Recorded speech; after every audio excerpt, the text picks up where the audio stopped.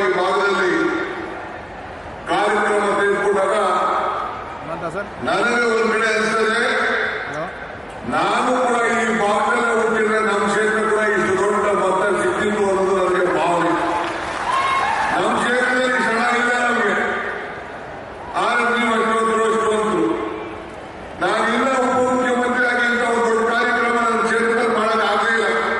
ಹೇಳಿದ್ರು ನೀರಾವರಿ ಇಲಾಖೆ ಇರ್ಬೋದು, ಈ ತಾಲೂಕಿನಲ್ಲಿ ಪ್ರಜಾಸೌಧ ಆಗಿರ್ಬೋದು, ಕೈಗಾರಿಕಾ ಪ್ರದೇಶ ಆಗಿರ್ಬೋದು, ಗ್ರಾಮೀಣ ಅಭಿವೃದ್ಧಿಯಲ್ಲಿ ಕುಡಿಯುವ ನೀರಿನ ವ್ಯವಸ್ಥೆ ಆಗಿರ್ಬೋದು, ಹೀಗೆಲ್ಲ ಕೆಲಸಗಳನ್ನು ಕೂಡ ಇವತ್ತು ಮಾಡ್ಕೊಂಡು ಬಂದಿದ್ದೇವೆ.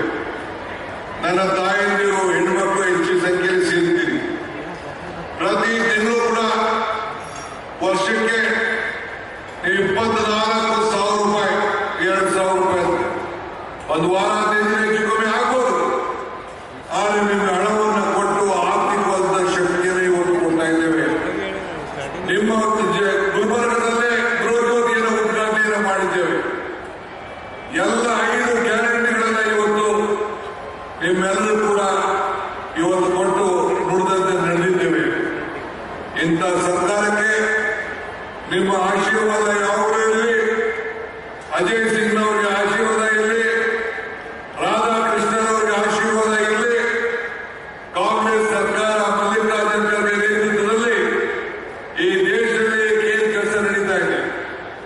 ಅಂದು 100 ವರ್ಷದಿಂದ ಮಹಾತ್ಮ ಗಾಂಧೀಜಿಯವರು ಇದೇ ಸ್ಥಾನದಲ್ಲಿ ಕೂತಿದ್ರು.